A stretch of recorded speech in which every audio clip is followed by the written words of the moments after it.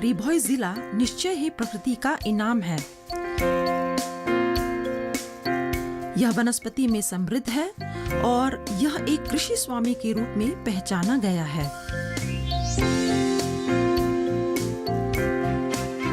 हाल के कुछ वर्षों में यह पर्यटक के लिए गंतव्य के रूप में पूरे देश और संसार में भी पनपने लगा है।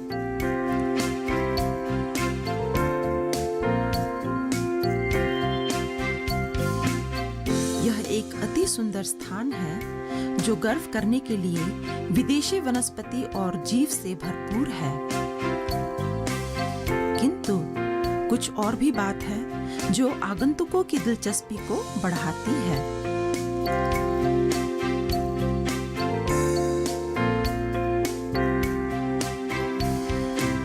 वह है सदियों से चली आ रही स्वदेशी एरी रेशम की बुनाई और रंगाई की परंपरा। एक सांस्कृतिक प्रथा जिसने न केवल रेशम व्यापारियों के ध्यान को अधिकृत किया, अपितु फैशन उद्योग को भी प्रभावित किया है।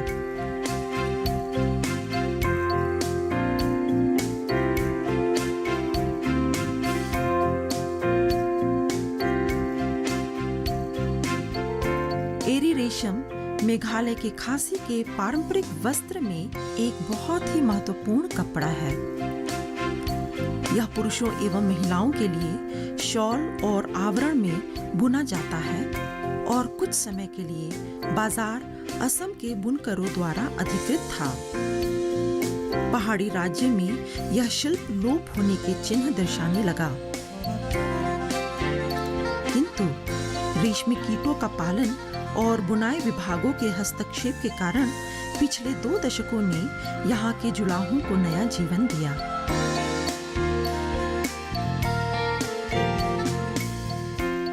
यहाँ एरी रेशम उत्पादन अद्वितीय है तथा जैविक भी है, जो इसे अन्य राज्यों में उत्पादित कपड़ों से अलग करती है। यह बांस के करघे में हाथों द्वारा काता और बुना जाता है और शायद सबसे विशिष्ट सुविधा प्रकृति वनस्पति रंगों का प्रयोग है।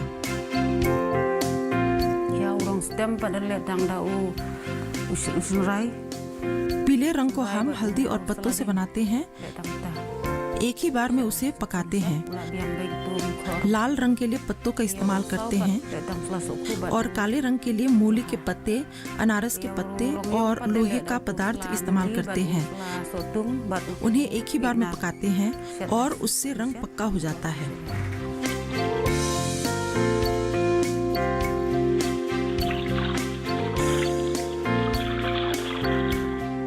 यह मेघालय में उत्पादित एरी रेशम को देश और विश्व के फैशन मानचित्र पर रख दिया है।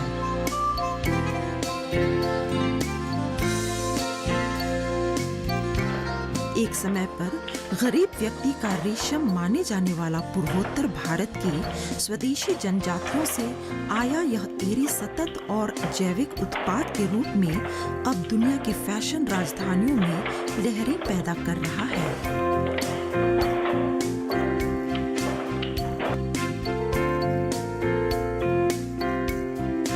जब रिभॉय के बुनकर समुदाय को उस बाजार के प्रकार के विषय में अवगत करा गया था जो उनके घर के रेशम में है, यह उन्हें खुद को व्यवस्थित करने के लिए प्रेरणा देती है तथा वे उत्पादन बढ़ा सके।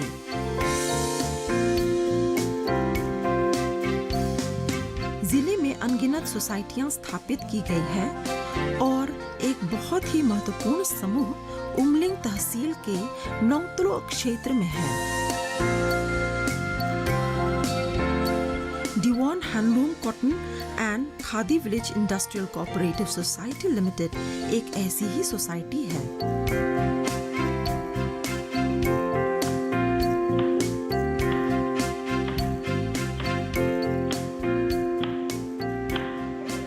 Tula batu batu mas tian nyure congkurim ba prabaduk tau tersi kable tup tup tup tinga ting tup tak tak tak siat tula kentak penjoi wei katrak member society jungi ki don sausan हमारी society में सदस्य 45 हैं।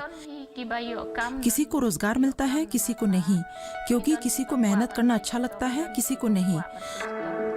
tingi la persyang hi banwat kilat तो हमने उपाय खोजने की कोशिश की है कि कैसे उनकी मदद की जाए। nang ke bantan जो बुनाई नहीं जानते, हम उन्हें बताते हैं कि किस काम में उनका तजुर्बा है, उसमें हम उनकी मदद करेंगे।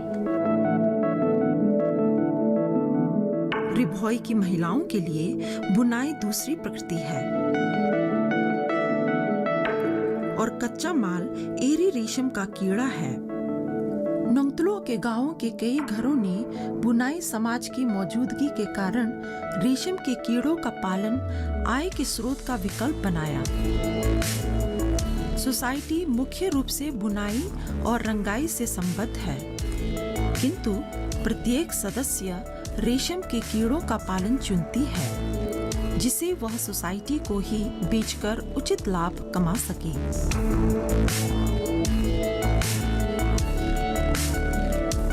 एरी रेशम के कीड़ों को निरंतर देखभाल की जरूरत होती है।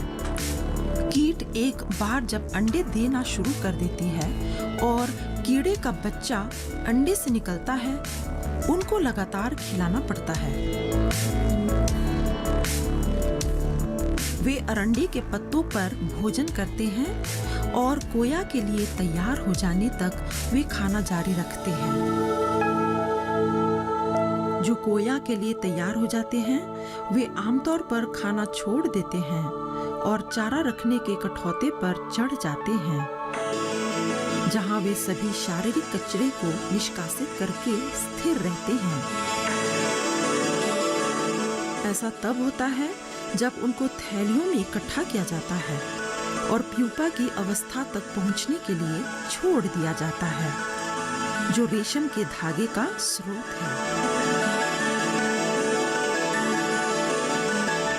एक बार कोया हो जाने पर रेशमी धागे को सूत में काता जाता है और फिर सूतों को सोसाइटी में बेच दिया जाता है।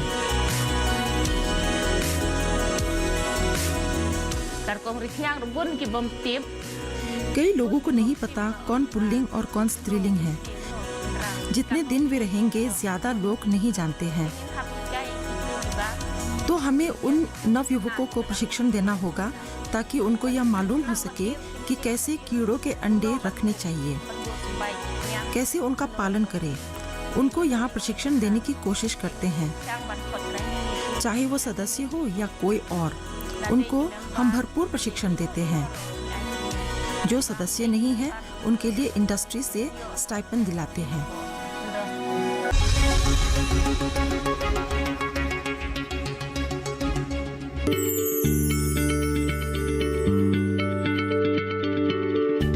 क्या आप किसी बीमारी से परेशान हैं? चाहते हैं डॉक्टर की सलाह? तो हम हैं आपके साथ। बताएंगे आपको जीने की राह। समस्याएं आपकी, समाधान देश के मशहूर विशेषज्ञों के। घर बैठे बात करें देश के जाने माने डॉक्टरों से। हमारे लाइव प्रोग्राम स्वस्थ किसान में हर शनिवार शाम 6 बजे से 7 बजे तक। ये कामयाबी है अन्नदाता की। ये कहानी है खेत और खलिहानों की। कैसे करें अपने पशुओं की देखभाल, जानिए गांव-गांव के किसानों का हाल। देखिए गांव किसान सोमवार से शुक्रवार दोपहर 12:05 पर।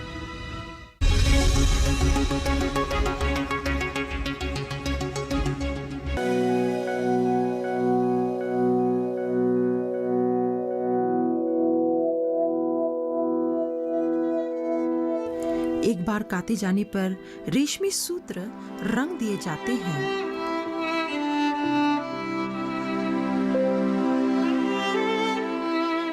ये रंग प्राकृतिक रंगों को मिलाकर बनते हैं, जो हल्दी एवं अन्य पौधों तथा सब्जियों से निर्मित होती है, जो उस क्षेत्र की उपज है।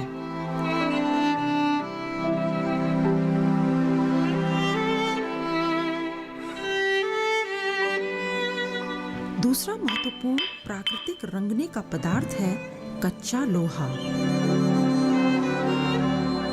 जो राज्य में काफी जमा हुआ है और यह प्राकृतिक काले रंग के लिए एक कच्चा माल है।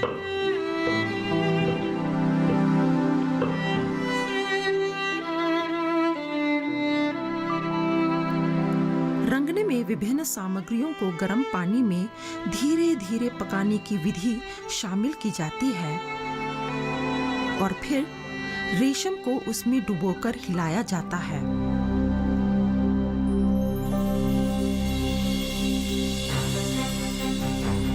अतिरिक्त सामग्रियों जैसे खट्टे फल तथा खट्टी पत्तियों के जोड़ने पर रंगने की विधि में मदद मिलती है। जब वे कहते हैं रासायनिक मुक्त, तो उसका अर्थ वही होता है।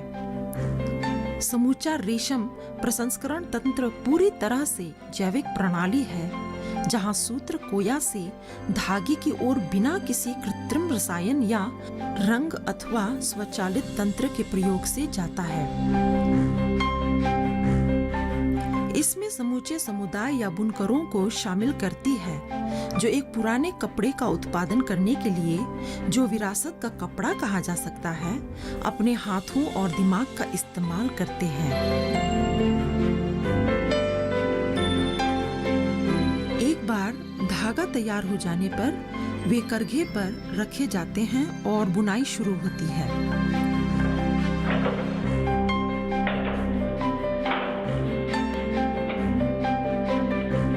सोसाइटी के बुनकरों को विभिन्न प्रशिक्षकों द्वारा प्रशिक्षित किया गया है, जिन्हें सेरिकल्चर और बुनाई विभाग द्वारा लाया गया है।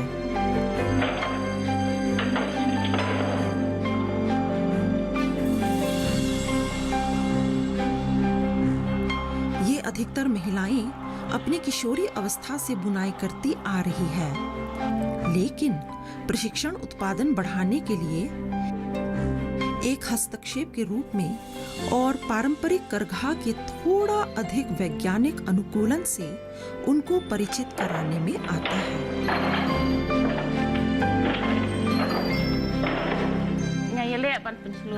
मैं पढ़े लिखे लोगों को प्रेरणा देने की कोशिश करती हूँ कि आपके पास अपना काम होगा तो लोग आपकी निंदा नहीं करेंगे। अगर देश के बाहर या अपने राज्य से बाहर जाने की कोशिश करें तो कई पढ़े लिखे लोग अपना काम कर सकते हैं। वो लोग अपने काम का बहुत सम्मान करते हैं। कई लोग जिनको अब समझ में आ रहा है, BA, MA पास करके भी वे अपना काम करना शुरू कर देते हैं, क्योंकि यह बड़े बुजुर्गों द्वारा सिखाया गया काम है।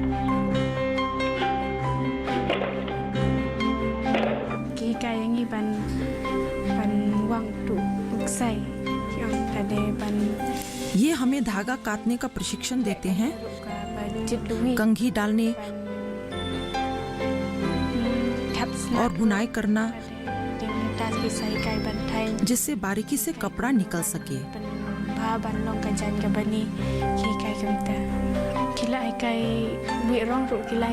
उन्होंने रंग देना भी सिखाया और बुनाई करना भी सिखाया और बहुत कुछ सिखाया है।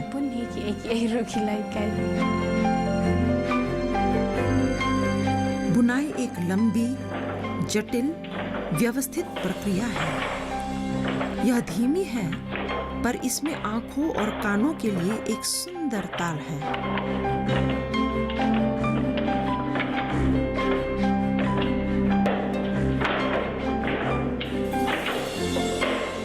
करघे का विभिन्न भाग बुनकर के स्पर्श के लिए चल रहा है। बांस की ध्वनि बांस और अन्य तख्तों के पुर्जों से मिलती है। यह मानो एक बड़े संगीत की रचना हो रही है। डिवॉन के बुनकर अब विश्वसनीय बुनकर हैं, जो शिलोंग और दूसरे फैशन डिजाइनरों को एरी रेशम सप्लाई करते हैं। और यह न केवल महिलाओं की इस विशेष सामूहिकता के साथ सच है, अपितु दूसरे भी हैं और वे भी उतने ही सफल हैं।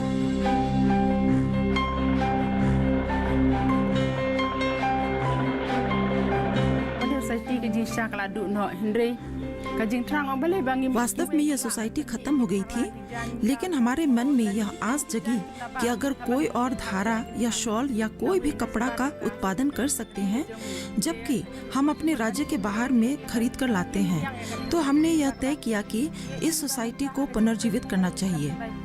वर्ष 90 से हमारा काम शुरू हुआ।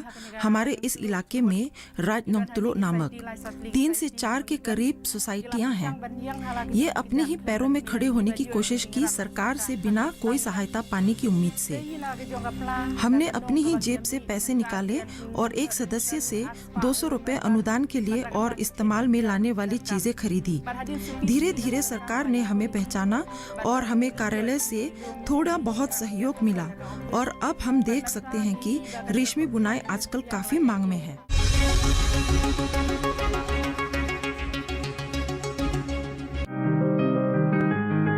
बीमारियों से कैसे बचेगी फसल? मवेशियों की मुश्किलों का क्या है हल? कहां से लाएं बीज, कितनी लगेगी खाद? किसानों के हर फोन का विशेषज्ञ देंगे जवाब। देखिए हेलो किसान लाइव सोमवार से शुक्रवार शाम 6 बजे।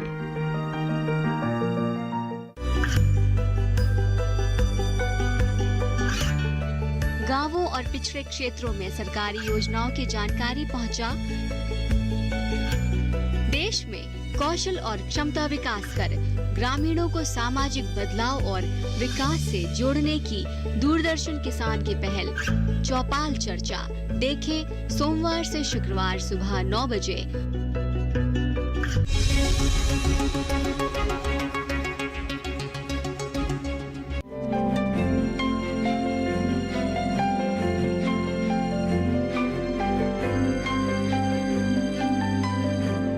Devon handloom cotton and khadi village industrial cooperative society limited वह सोसाइटी है जिसने बुनाई को दूसरे चरण में लाकर खड़ा किया है, और यह चरण है प्रदर्शन का। उत्पाद नहीं, लेकिन पर्यटकों के लिए शिल्प, जो इस प्रक्रिया को सीखने के इरादे से उनके पास गए थे।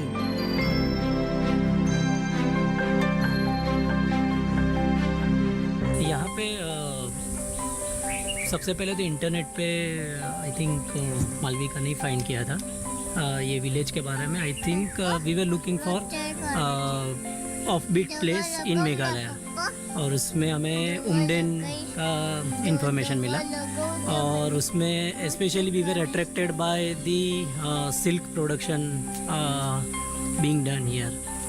तो हमने सोचा कि ठीक है, मेघालय विजिट करना है तो उमडेन में जाएंगे and will spend couple of nights there. First of all उन्होंने कैसे जो वॉर्म है वो पूरा कैसे सिल्क का प्रोडक्शन करते हैं, देन उसका लूम के बारे में पूरा बताया कि किस तरह से वो लोग थ्रेड को पहले डाई करते हैं, देन ड्राई करते हैं, देन आफ्टर उसका कैसे वीविंग होता है पूरा, एंड उसमें से ये लोग प्योर शॉल बताते हैं। तो उसका जो टेक्सचर था, तो फैब्रिक था, जिस तरह से उन्होंने पूरा प्रोसेस समझाया, माने हम जस्ट रेडी साड़ी लेते हैं, रेडी ड्रेस लेते हैं एंड सिल्क पहनते हैं, तो हमको पता नहीं होता कि इसका प्रोसेस क्या है, ये किस तरह से बनता है।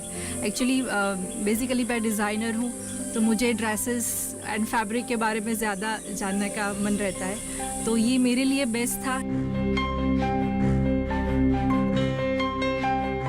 इस विशेष सोसाइटी ने पर्यटन के इस श्रेणी को आजीविका कमाने का दूसरा साधन के रूप में पहचान कराई है।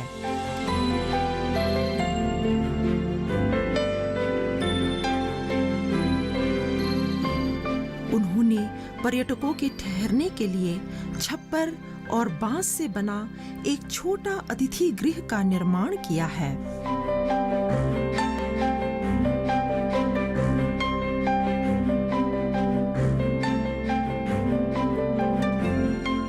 उनके पास साइकिल है जो वे अतिथियों को किराए पर देते हैं, ताकि वे गांव के समूह में घूम सके। यह बहुत सफल रहा है। इस तरह का गांव पर्यटन मेघालय में हाल के वर्षों में फल फूल रहा है और ज्यादातर इसलिए है क्योंकि बाकी दुनिया के लोग यहाँ रहने वाले जनजातीय समुदायों के बारे में अधिक जानना चाहते हैं। रिभोई जिला एक ऐसी जगह है जो संस्कृति और परंपरा में समृद्ध है। उनके पास संगीत और इतिहास है और बहुत ही अनोखे व्यंजन जो वे बांस के खंडों में पकाते हैं, जिन्हें वहां से उगने वाले खाद्य पौधों से सजाते हैं, जो पकवान को एक बहुत ही अलग और अनोखा स्वाद देते हैं और वो सभी बहुत स्वादिष्ट हैं।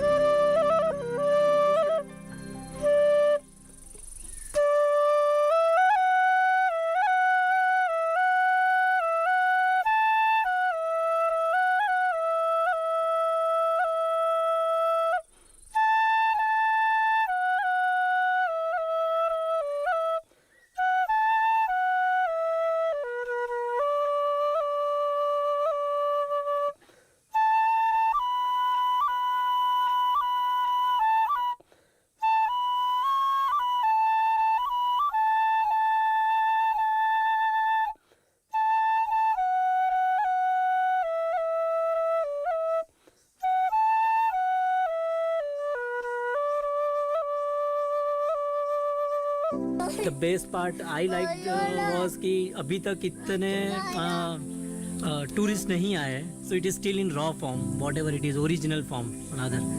तो we loved it. और लोगों से भी बात की तो they are quite natural I would say and very honest and easy to talk with.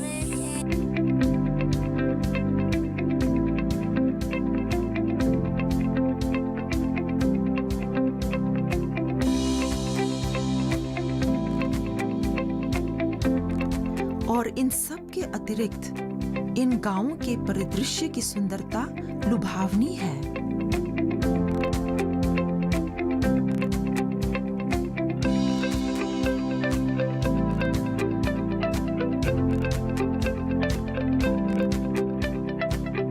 आप लोगों के बारे में जानने के लिए बस वहां घूम सकते हैं, परंतु चढ़ने के लिए पहाड़ हैं, विशाल पत्थर के खंभे और छोटे नवपाषाण युगीन वस्तुओं की गवेषणा करने के लिए जंगल, जिससे आपको एक प्रकार की संस्कृति की झलक देने हेतु जो प्राचीन काल में वहां मौजूद थी।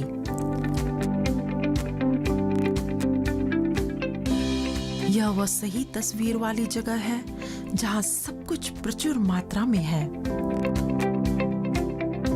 वह जगह जहां सैर करना, देखना और अनुभव करना है।